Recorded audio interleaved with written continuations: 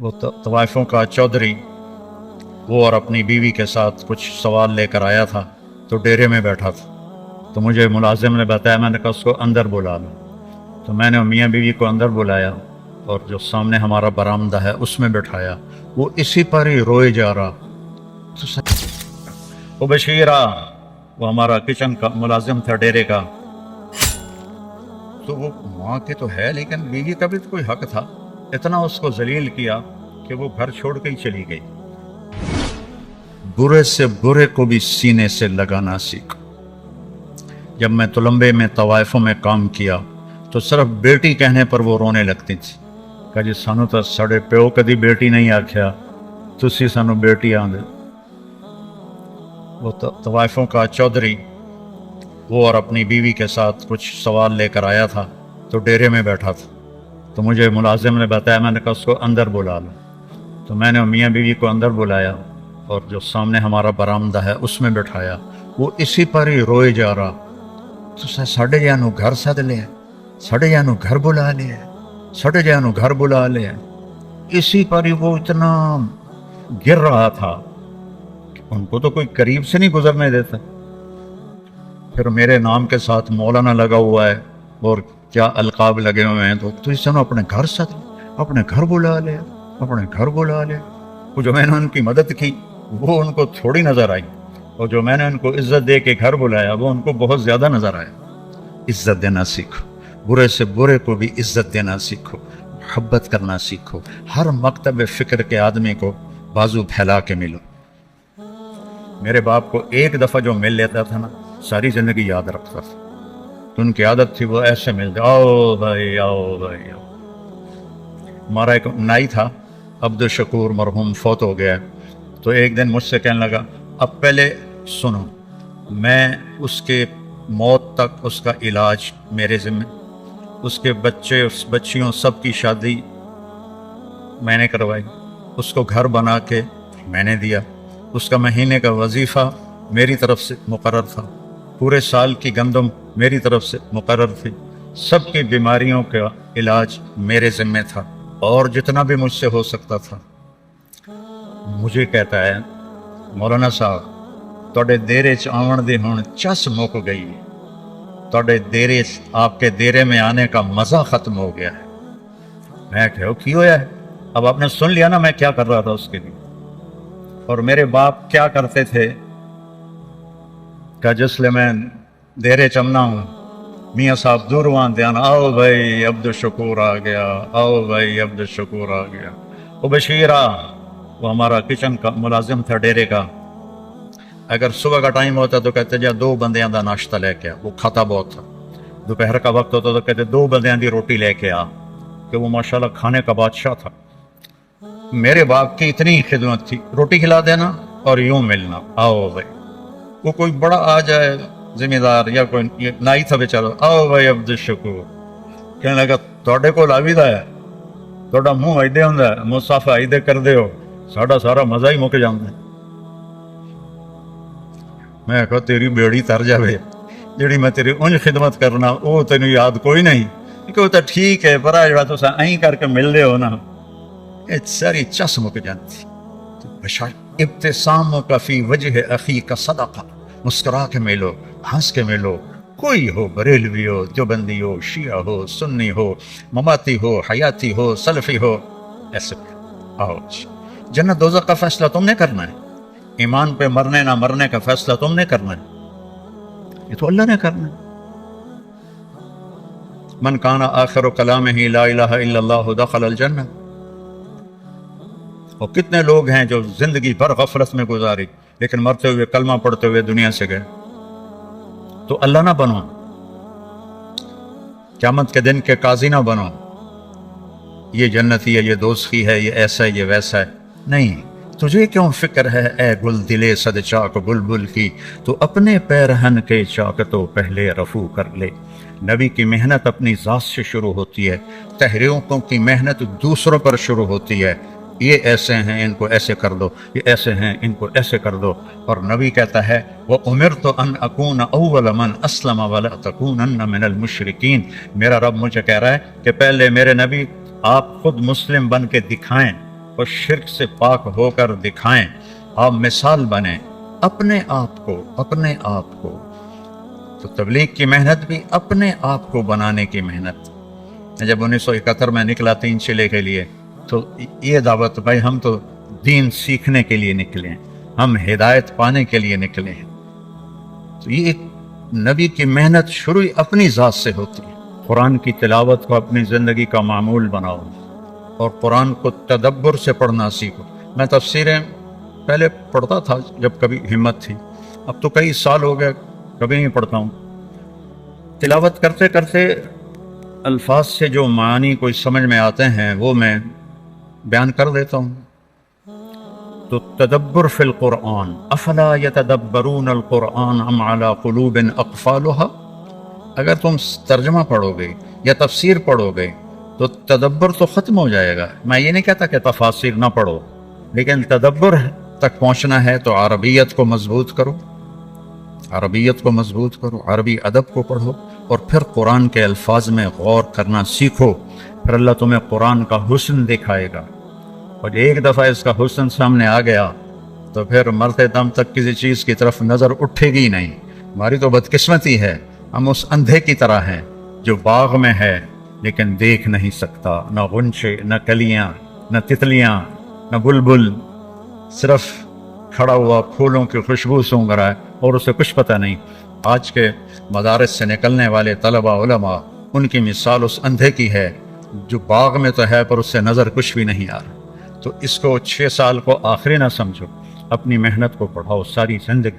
अरबी अदब, जो क़ससुल अरब जिसमें खूबसूरत ताबीरात हैं, इसका ज़ौक़ पैदा करो। इससे आपको बहुत फ़ायदा होगा कुरान के समझने में और सीखने में, और अपने नबी की सीरत को, जिसमें ये कैफ़ आमलहुम एक इब्दा है उस शख्स का कि आज तक किसी ने सीरत को इस तरह नहीं लिखा। मैंने सीरत की अल्लाह के फजल से बेशुमार किताबें नज़र से गुजरी हैं, लेकिन ऐसा किताब मैंने कोई नहीं देखी। इसको अपने मुताले का हिस्सा बनाओ।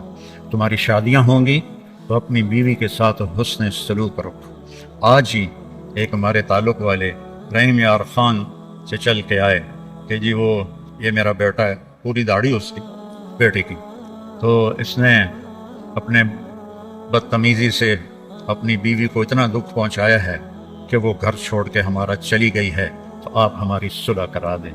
कि वो ससुराल वाले भी मेरे जानने वाले हैं और ये घर भी मेरा जानने वाला है। तो मैंने कहा क्या बदतमीज़ी करता था? कहता था माँ की अहमियत बैठाता था कि मेरी माँ, मेरी माँ। तो वो माँ के तो है, लेकिन बीवी का भी तो कोई हक था। इतना उसको जलील किया कि वो घर छोड़ के ही चली गई। तो माँ बाप का हक तुम्हारे ज़िम्मे है, तुम्हारी बीवी के ज़िम्मे नहीं है। पूरी जिम्मेदारी से कह रहा, तुम ज़बरदस्ती अपनी बीवी से खिदमत नहीं ले सकते अपनी माँ के लिए, अपने बाप के लिए। उसकी खुशकिस्मती है वो खिदमत करे, उसकी इज्जत है वो खिदमत करे, लेकिन उससे तुम मजबूर नहीं कर सकते हो कि तो खिदमत नहीं करेंगे तो ए कर देवांगा ओ कर देवांगा। आज की सुबह की बात, एक घर टूट गया सिर्फ उस बच्चे की नादानी और बद अखलाकी की वजह से। अपनी बीवियों को इज्जत देना सीखो, अपनी बीवियों को एहतराम दो, उनसे इजहार मोहब्बत करो। लोग अपनी बीवियों से इजहार मोहब्बत नहीं करते। हजरत आयशा से आपने जो कहा, आखिर है हर्फ आखिर, या आयशो, आयशा भी नहीं कहा या आयशो, ये लाड और प्यार का खिताब है। या आयशो इन्नहु लयुहव्विन अलैयल मौत अन उरीतुकी ज़ौजती फिल जन्ना। आयश, आयश, जैसे आप लाड से कोई नाम बना लेते हैं, तो आपने प्यार से ये नाम बनाया हुआ था आयश। जब से मुझे पता चला है तू जन्नत में मेरी बीवी है, मेरे लिए तो मौत बड़ी आसान हो गई है। ये इजहार था। जिसने अल्लाह को देखा हो उसके लिए भला उसके बाद कोई चीज़ ऐसी है जो मौत को पुरकशिश बनाए। हम तो अल्लाह को देखा हुआ है। ये हमें सिखाने के लिए और घर की ज़िंदगी बताने के लिए क्या जुमला है। सोने के पानी से भी लिखो तो उसकी कीमत अदा नहीं हो सकती। मुझे तो मरना ही आसान हो गया है जब से पता चला है तो जन्नत में मेरी बीवी है। तो इजहार मोहब्बत करो अपनी बीवियों से, कोई अच्छे कपड़े पहने, तारीफ करो, बहुत अच्छी लग रही हो। खाना पका के लाए, माशाल्लाह ये तो बहुत बढ़िया खाना बनाया है। हकीम अब्दुल हई, डॉक्टर अब्दुल हई साहब हज़रत थानवी के खलीफा एक मुरीद के घर खाना खाने गए। वो खाना बड़ा पसंद आया तो उन्होंने अपने मुरीद से पूछा किसने पकाया? कहा जी मेरी बेगम ने पकाया। कहा उसे बुलाओ। वो आ गई। कहने लगे बेटी आपके हाथ का खाना खाया, बहुत बढ़िया था, बहुत मेहरबानी। तो उसने ज़ारो कतार रोना शुरू कर दिया, ज़ोर ज़ोर से। तो डॉक्टर साहब रहमतुल्लाह ने फरमाया बेटी रोने की क्या बात है, मैंने तो कोई ऐसी बात नहीं कही। कि नहीं हजरत मैं इस पे नहीं रो रही, मैं इस पे रो रही हूँ कि ये जो आपके मुरीद बैठे हैं, मैं 30 साल से इनके घर में हूँ, 30 साल से इन्होंने कभी एक दफ़ा मुझे नहीं कहा कि तूने खाना अच्छा बनाया है, एक दफ़ा भी नहीं कहा। हम सीरत भूल गए हैं, सीरत भूल गए हैं। फिर ये जो हमारी जॉइंट फैमिली है सिस्टम, ये पहले बहुत अच्छा था जब इज्जत एहतराम का सबका अपने अपनी जगह पे था। अब तालीम ने हर चीज़ उथल पुथल कर दी है और इस सोशल मीडिया ने हर चीज़ को तबाह बर्बाद कर दिया है। तो अब ये एक वबाल जान बन गया है, एक मुसीबत बन गया है। बीवी से कोई कमी बेशी हो तो अपने माँ बाप की हिफाजत करो, माँ बाप कोई कमी बेशी करने लगे तो अपनी बीवी की हिफाजत करो। ये हमारे घरों का दस्तूर है। तो तुम बच्चे हो, जज्बात में आकर कभी माँ की बात सुनी, कभी बाप की बात सुनी, कभी बहनों की बात सुनी। ख़ास तौर पर बहनों का किरदार बहुत ख़तरनाक है हमारे माशरे में, दुख से कह रहा। वो ऐसे कान भरती हैं कि वो एक बेचारी लड़की अपने भाई के साथ एक टूटा हुआ मोटरसाइकिल, उस पर वेहाड़ी से चल के आए, वेहाड़ी से दोनों बहन भाई आए। कहा जी आपसे बात करनी है, मेरा खामिंद है, उसकी बहनें मेरी शिकायतें लगाती हैं और वो मेरी पिटाई शुरू कर देता है, मुझसे पूछता ही नहीं है कि बात क्या है, मुझे मारना शुरू कर देता है। आपके बयान बड़े सुनता है, आप उसको समझा दें थोड़ा। मैं कहा बेटी जिनका को मैं जानता ना हूँ या शनासाई ना हो, वहाँ मैं घर के मामलात में नहीं पड़ता, क्योंकि सुनने वाले के दिल में जब तक मेरी बात का वज़न नहीं होगा वो मेरी बात को लेगा नहीं। नरम बनो, अपनी माँ की कदमों में जन्नत ढूंढो, अपने बाप औसत अबवाबिल जन्नत, बाप जन्नत का सबसे बड़ा दरवाज़ा है, उनकी खिदमत तुम्हारे ज़िम्मे है। माँ की खिदमत तुम्हारे ज़िम्मे है, बाप की खिदमत तुम्हारे ज़िम्मे है। इसलिए फ़ुक़हा ने लिखा है कि खामिंद के ज़िम्मे है अपनी बीवी को अलग घर का मुतालबा करे तो अलग घर ले कर दे, नहीं ले सकता तो घर का एक पोर्शन उसके लिए अलग करे, ये भी नहीं कर सकता तो एक कमरा, एक टॉयलेट, एक किचन, ये उस आने वाली बच्ची का हक के फ़र्ज है। अगर ये भी नहीं कर सकता, वह तस्बीह पढ़ के अल्लाह हू करे तो रोज़े रखे, किसी की बेटी को बर्बाद ना करे, अपने आप को नुमायां करो। मेरे नबी जिहाद के सफ़र में हैं, जिहाद के सफ़र में हैं। और जब सफ़र शुरू होने लगा और अम्मा आयशा ऊँट पे बैठ गई तो देखा तो गले का हार कोई नहीं था। कहने लगी या रसूल अल्लाह मेरा तो हार गुम हो गया, और मांग के लाई थी अपनी बहन हज़रत अस्मा का हार था, वो लेकर आई थी कि मैं सफ़र पे जा रही हूँ तो मुझे दे दो, तो मुझे तो पहले हार ढूंढ के दें। तो आपने जिहाद का काफ़िला रुकवा दिया और फरमाया आयशा का हार ढूंढो। ये भी तो कह सकते थे हार की क्या हैसियत है, जिहाद का सफ़र है, हमें आगे जाना है या वापस जा रहे होंगे, तो छोड़ो हार को, सबको लगा दिया ढूंढो। और असर के करीब सफ़र था तो वो मगरिब हो गई, मगरिब इशा इकट्ठी पढ़ ली, सफ़र में थे और पानी ख़त्म हो गया और फजर का वक्त दाखिल हो गया और पानी कोई नहीं। अब सारे लोगों ने अबू बकर रज़ी अल्लाह तआला अन्हु को ताने देने शुरू किए, अबू बकर तेरी बेटी की वजह से आज हमारी नमाज कज़ा हो गई, पानी कोई नहीं, वज़ू कैसे करेंगे, वज़ू नहीं करेंगे नमाज कैसे होगी। तो अबू बकर रज़ी अल्लाह अन्हु गुस्से में आए हज़रत आयशा के खेमे में, तो अल्लाह के नबी आपकी गोद में सर रखे हुए सो रहे थे, वो तो बाप थे, अब वो बोल भी नहीं सकते, अल्लाह के नबी सोए हुए हैं तो अपना चेहरा बना रहे हैं और ऐसे करते करते नहीं रह सके, एक उंगली यहाँ मारी जोर से ऐसे, तो ताशा ऐसे हो गई, उन्हें फिर उंगली मारी, फिर वो ऐसे हो गई कि कहीं अल्लाह के नबी मेरी हरकत से जाग ना जाएं।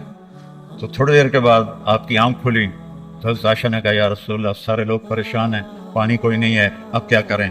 तो अल्लाह ताला ने तयम्मुम की आयत उतार दी, फतयम्ममू सईदन तय्यबन, तयम्मुम کبھی کسی امت کو نہیں ملا۔ اس رات حضرت عائشہ کے ہار کے گم ہونے کی برکت سے سفر منقطع ہوا، پانی ختم ہوا، اور تیمم اللہ نے امت کو قیامت تک کے لیے دے دیا۔ جب یہ آیات اللہ کے نبی نے باہر نکل کے سکھائیں، اب سارے کہنے لگے ابو بکر تمہارے گھر کی کیا بات ہے، تمہاری برکت سے تو امت کو کیا کچھ ملا ہے، تمہارے گھر کے کیا کہنے۔ جب دن چڑھا تو حضرت عائشہ نے کہا یا رسول اللہ ہار کو چھوڑیں، اب آگے چلتے ہیں۔ تو پھر آپ نے کہا چلو بھائی۔ جب اونٹنی کو اٹھایا تو وہ ہار اونٹنی کے نیچے گیا پڑا تھا، تو ہار بھی مل گیا۔ اتنی دلداری میرے نبی نے کی۔ بچو، میں یہ نہ سنوں کہ میرا کوئی شاگرد اپنی بیوی کے ساتھ بدتمیز ہے، یا اپنے ماں باپ کا دل دکھاتا ہے، یا اپنے بہن بھائیوں سے لڑتا ہے۔ پیچھے ہٹ جاؤ، اپنے خون کے رشتوں سے لڑو نہیں، پیچھے ہٹ جاؤ۔ جو بھی اس کے لیے سودا کرنا پڑے کر دو، لیکن جھگڑے میں نہ پڑو، پیچھے ہٹ جاؤ۔ اللہ تمہیں نوازے گا وہاں سے جہاں سے تمہارا وہم و گمان بھی نہیں۔ اور نماز کی عادت ڈالو۔ ایک نماز ہے جو ہم پڑھتے ہیں، وہ نماز نہیں کہہ رہا ہوں، فَإِذَا فَرَغْتَ فَانْصَبْ، نصب گڑ جانا۔ جیسے یہ بوتل ہے نا، یہ یہاں آ کے گڑی تو نہیں لیکن ایسے کھڑی ہے، تو اللہ کہہ رہا ہے فَانْصَبْ، ایسے جیسے لکڑی کو ٹھوکا جاتا ہے نا زمین میں، اور کچھ اس کا حصہ اندر چلا جاتا ہے اور اوپر والا ایسے ہو جاتا ہے، تو نماز کے لیے ایسے کھڑے ہو، ایسے۔ عبداللہ بن زبیر پر حجاج حملے کر رہا تھا اور وہ حرم میں نماز پڑھتے، کوئی پتھر یہاں سے گزرتا، کوئی یہاں سے گزرتا، کوئی یہاں سے گزرتا، اور ان کے جسم میں ایسے بھی نہیں ہوتا تھا، ایسے۔ اتنے اطمینان سے نماز۔ وَإِلَىٰ رَبِّكَ، بولو، فَارْغَب، رغبت کی نماز۔ نماز میں دل لگے، نماز میں کھڑے ہو جاؤ، نماز میں کا انتظار کرو، نماز کو اپنے مسائل کے حل ہونے کا ذریعہ بناؤ، نماز میں دعائیں مانگنا سیکھو۔ ہم دعا نہیں مانگتے، دعائیں مانگنا سیکھو، یہ بہت بڑا سبب ہے۔ اسباب ظاہریہ اختیار کرو اور نماز کو سب سے بڑا سبب بناؤ۔ اذا حسبہ امر فزع الی الصلاۃ، جب کوئی مشکل آتی تھی آپ نماز پڑھتے تھے، جب کوئی مشکل آتی تھی آپ نماز پڑھتے تھے۔ 3 دن گزر گئے، کھانے کو کچھ نہیں ملا، تو حضرت عائشہ سے کہنے لگے چلو آج میں اللہ سے جا کے بات کرتا ہوں۔ مسجد میں گیا، نفل شروع کر دی، ایک ستون کے پیچھے 2 نفل پڑھتے، پھر سلام پھیر کے دوسرا ستون، اللہ اکبر، پھر سلام پھیرا تیسرا ستون، اللہ اکبر، پڑھے جا رہے ہیں۔ اتنے میں حضرت عثمان آئے۔ اما جان اللہ کے نبی کہاں ہیں؟ ان کا 3 دن سے فاقہ تھا، اللہ سے مانگنے گئے، تو وہ زارو قطار رونے لگے، مجھے کیوں نہ کہا، عبد الرحمن بن عوف کو کیوں نہ کہا، ثابت بن قیس کو کیوں نہ کہا، یہ سارے مالدار تھے۔ بھاگے بھاگے گھر گئے، پورا اونٹ بھر کے راشن کا لے کر آئے، اور آ کر وہاں اللہ کے نبی کے گھر اتارا، اور پھر بھاگے بھاگے گئے اور گھر میں جو سالن تیار ہو گیا تھا وہ اٹھا کے لائے، اور روٹیاں اٹھا کے لائے، اور آ کر دیا کہ پکانے میں دیر لگے گی۔ جب اللہ کے نبی واپس آئے، پوچھا عائشہ کچھ ہوا؟ کہ یہ دیکھیں اللہ تعالیٰ نے سب کچھ کر دیا ہے۔ کہ یہ کون لایا ہے؟ کہ یہ عثمان لایا ہے۔ تو آپ نے ایسے ہاتھ اٹھائے، اے اللہ میں عثمان سے راضی ہوں، تو بھی اس سے راضی ہو جائے۔ اے اللہ میں عثمان سے راضی ہوں، تو بھی اس سے راضی ہو جائے۔ اے اللہ میں عثمان سے راضی ہوں، تو بھی اس سے راضی ہو جائے۔ تو نماز کو اپنا وظیفہ بناؤ۔ یہ آج کل کے یہ سوشل میڈیا اور بہت سے ایسے نادان لوگ یہ وظیفہ پڑھو، یہ وظیفے پڑھو، یہ پڑھو، یہ پڑھو، یہ سب فضولیات ہیں۔ سب سے بڑا وظیفہ نماز ہے اور دعا ہے۔ سب سے بڑا وظیفہ نماز ہے اور دعا ہے۔ باقی سب ڈھکوسلے ہیں، میرے اوپر جادو ہو گیا ہے، میرے اوپر اثر ہے، میرے اوپر جنات ہیں، یہ سب عاملوں کی جیب گرم کرنے کے اسباب ہیں۔ یہ کچھ بھی نہیں ہے، سب بک بک ہے، سب بک بک ہے۔ کبھی اس چکر میں نہ پڑنا کہ میرے اوپر جادو کر دیا گیا ہے، میری بندش کر دی گئی ہے، اولاد کی بندش ہو گئی ہے، کاروبار کی بندش ہو گئی ہے۔ نماز جو موجود ہے، اللہ جو موجود ہے، تو کبھی عاملوں کے چکر میں نہیں پڑنا۔ کبھی جو وظیفے بتانے والے ہیں 1000 دفعہ یہ پڑھو، 1000 دفعہ یہ پڑھو، میرے سر میں درد ہے۔ اور ایک بزرگ کہنے لگے کہ آپ 1000 دفعہ سورہ اخلاص پڑھا کرو۔ میں کہا جی پھر تو پہلے انہوں نے اور درد ہوا جاوے گا جو میں سر درد نال میں 1000 واری سورۃ اخلاص پڑھا کے میرے کو تو نماز دی رکعت وچ کلو اللہ مشکل پڑی جاندی ہے۔ میں کہا جی یہ وظیفہ تسی اپنے کول ہی رکھو، یہ میرے واسطے کوئی نہیں ہے۔ میرے نبی نے وظیفہ بتایا، نماز پڑھو دعا مانگو، نماز پڑھو دعا مانگو، صدقہ کرو، سخی بنو، بخیل نہ بنو. بخیل سے اللہ دوستی لگاتا نہیں، اور سخی سے اللہ دوستی توڑتا نہیں، چاہے فاسق ہو. اور سخاوت کا مطلب کوئی بہت زیادہ خرچ کرنا نہیں ہے، وہ دل کی کیفیت کا نام ہے، وہ دل کی کیفیت کا نام ہے. تو غریب بھی سخی ہو سکتا ہے، مالدار بھی ہو سکتا ہے، غریب بھی بخیل ہو سکتا ہے، مالدار بھی ہو سکتا ہے. بخل خود پیدا ہوتا ہے، سخاوت کو پیدا کرنا پڑتا ہے. سخی بنو. مولویوں میں سخاوت بہت کم ہے، بلکہ ہے ہی کوئی نہیں، کیونکہ شروع سے لینے کا جو کام شروع ہو جاتا ہے تو دینے کو دل ہی نہیں کرتا. تو دینا سیکھو تاکہ اللہ تمہیں دے. کھلانا سیکھو، اللہ تمہیں کھلائے. پلانا سیکھو، اللہ تمہیں پلائے. پھر سب سے بڑی سخاوت ہے، جس پہ ناراضگی ہے معاف کر دو. سب سے بڑی تواضع ہے، جس پہ زیادتی کی ہے اس سے جا کے معافی مانگ لو. معافی مانگنا اس سے بڑی تواضع کوئی نہیں. معاف کر دینا اس سے بڑی سخاوت کوئی نہیں ہے. اور اللہ کو سخی سے پیار ہے، وہ فاسق ہی کیوں نہ ہو. سامری نے بچڑے کی پوجا کروائی، اللہ نے کہا ان سب کو قتل کرو. وہ قتل ہو گئے. سامری نے پکڑا ہوا آ گیا. اللہ نے کہا موسیٰ سامری کو چھوڑ دے. کہ یا اللہ، وہ بدبخت تو سب کو بچڑے کی پوجا پہ لگانے والا. اللہ نے کہا سخی ہے، سخی کو قتل کرنا مجھے اچھا نہیں لگتا، آپ ہی مر جائے گا. وہ بخار میں مر گیا. تو سخاوت ایسی چیز ہے جو کفر و نفاق میں بھی کام دے جاتی ہے. بیٹا سخی بنو. اور ایک سخاوت بتائیے جس پہ کوئی پیسے نہیں لگتے. معاف کرنا سیکھو، معاف کرنا سیکھو، درگزر کرنا سیکھو. اپنی کوتاہی کا کھل کے اعتراف کرو. جو معافی مانگنے آئے اس کے آگے منہ نہ بناؤ، اسے فوراً اپنے سینے سے لگاؤ. الا تحبون ان یغفر اللہ لکم. معاف کرنا سیکھو، معافی مانگنا سیکھو. اور نوافل میں تہجد کا اہتمام کرو. یہ شعار الصالحین ہے. آپ نوجوان ہو تو اب 70 سے بھی آگے چلے گئے. تہجد کا اہتمام کرو. نوافل اس سر درد میں، اس سر درد میں میرے نفل کبھی چھوٹتے ہیں، ورنہ 40-50 نفل روزانہ پڑھتا ہوں. میری تہجد قضا نہیں ہوتی سوائے شدید تکلیف کے. پچھلے 30-35 سال سے اللہ نے مجھے تہجد کا پابند کیا ہوا ہے. یہ میں تم میری اولاد ہو، تمہیں ترغیب کے لیے سنا رہا ہوں، کوئی اپنی بزرگی نہیں جتا رہا ہوں، کہ تمہیں پتہ چلے کہ بیماری میں بھی اگر اہتمام ہو سکتا ہے تو اس جوانی میں کیوں نہیں ہو سکتا. جلدی سو، جلدی اٹھ. اس موبائل پہ کھیلنا چھوڑ دو، یہ تمہارا بہت وقت ضائع کرتا ہے. اس موبائل سے کھیلنا چھوڑ دو، اس کو دیکھنا چھوڑ دو. وہ وقت مطالعے پہ لگاؤ، تلاوت پہ لگاؤ، ذکر پہ لگاؤ، تسبیح پہ لگاؤ، لوگوں کی خدمت پہ لگاؤ. اس نے بہت نقصان پہنچا ہے. خاص طور پر جب تم ماں باپ کے ساتھ بیٹھو، بیوی کے ساتھ بیٹھو، بچوں کے ساتھ بیٹھو، اسے بند کر کے بیٹھو تو تمہیں اس کا بہت نفع ہوگا. اور اس تبلیغ کے کام کو اپنی ترجیحی بنیادوں پہ رکھو. میں نہیں چاہتا ہوں کہ میری وجہ سے آپ تبلیغ میں جاؤ. میں چاہتا ہوں کہ اس کو اپنا دل و جان کا وظیفہ بنا کے کرو. ایک دھوکہ کبھی نہیں دے گا، ایک جھوٹ کبھی نہیں بولے گا. ایک دھوکہ کبھی نہیں دے گا، ایک جھوٹ کبھی نہیں بولے گا. بچوں سچ بولنا سیکھ لو. میرے معاشرے کی تباہی کا سبب یہ سیاسی لوگ نہیں ہیں. میرے معاشرے کی تباہی کا سبب ایک ایک فرد کا جھوٹ بولنا ہے، ایک ایک فرد کا دھوکے باز ہونا ہے، ایک ایک فرد کا وعدہ خلاف ہونا ہے. جب تجارت جھوٹ، دھوکہ، فراڈ، فریب، جس ملک کی FIR جھوٹی کٹے،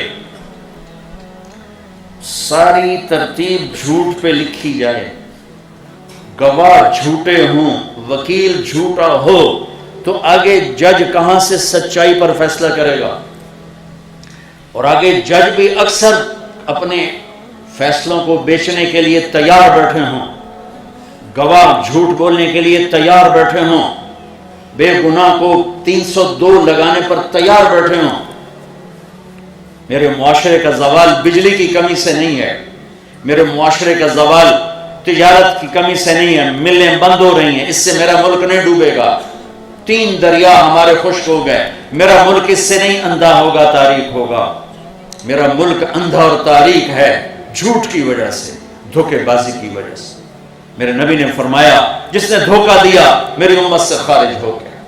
میرے نبی نے فرمایا جب کوئی شخص جھوٹ بولتا ہے 3 میل تک، اور ایک روایت میں آتا ہے 1 میل تک فرشتے اس کے منہ کی بدبو سے دور بھاگ جاتے.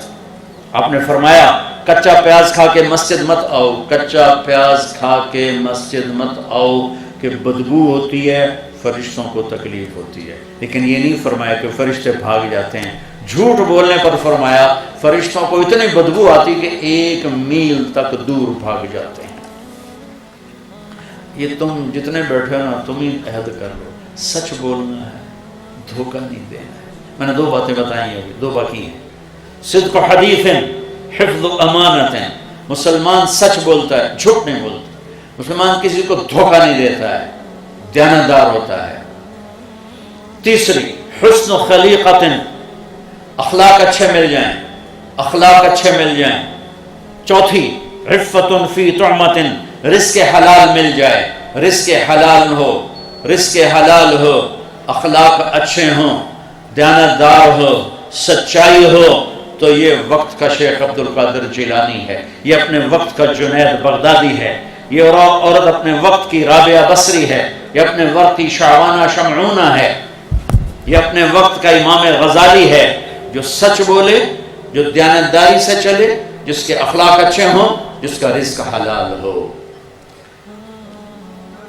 اس میں ایک لفظ ہے حسن و خلیقت.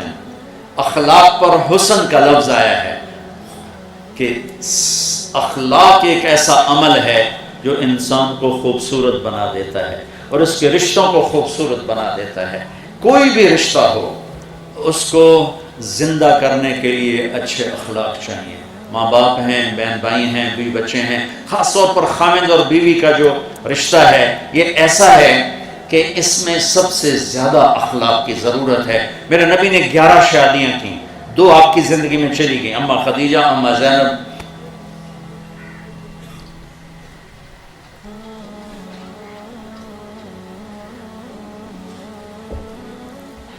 نو زندہ رہیں, 9.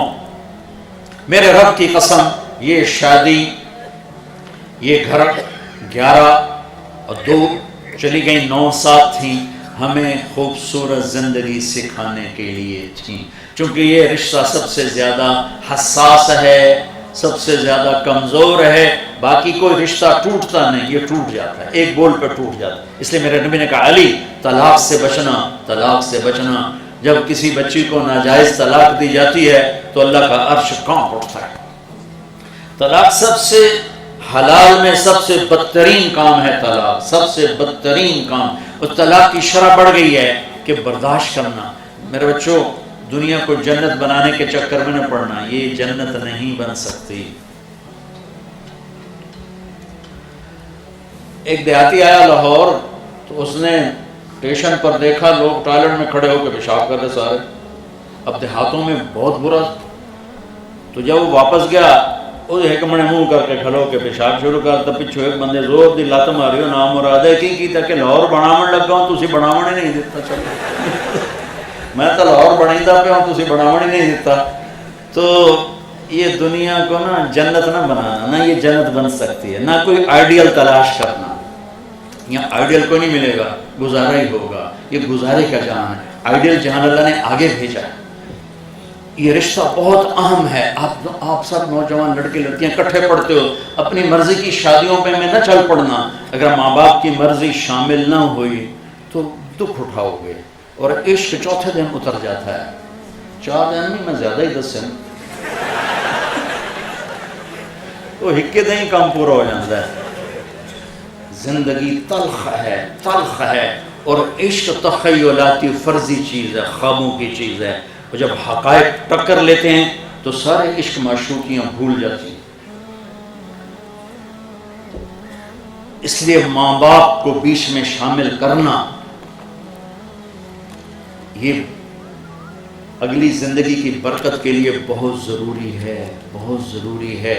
جن کی گود میں پلے ہو, جنہوں نے پروان چڑھایا ہے, جو تمہیں پیسے دے دے کر خود بھوک کاٹ کے تمہیں یہاں تک پہنچاتے ہیں, پھر تم کہتے ہو میری تو لو میرج ہے, میں جو مرضی کروں, مجھے کون ہے پوچھنے والا. ٹھیک ہے, اللہ نے تمہیں حق دیا ہے, تم اگر اپنی پسند کی شادی کرنا چاہتے ہو, شرن تمہیں حق حاصل ہے, لیکن ماں باپ کو کراس کر کے نہ کرنا, ورنہ بے برکت ہو جاؤ, زندگی تلخ ہو جائے گی. ماں باپ کی دعاؤں کو بیچ میں، ماں باپ کے لیے الگ کہتا ہوں کہ یہ اولاد کا حق ہے. اگر اولاد کہے کہ میں یہاں شادی نہیں کرنا چاہتا، پھر ڈنڈے لے کے کھڑے نہ ہو جاؤ کہ نہیں اتھے ہی کرنا، نہیں تو بیٹھا رہو. یہ بھی ایک عذاب ہے. اسی طرح اتھے ہی اسی آرائیاں نو ہی دیونی باہیں بڈھی ہو جائے سارے داند مسنو ہی لگ جائیں. اسی طرح جٹاں نو ہی دیونی تو بٹاں نو ہی جٹ بٹن کتوں کٹھے ہو گئے سارے.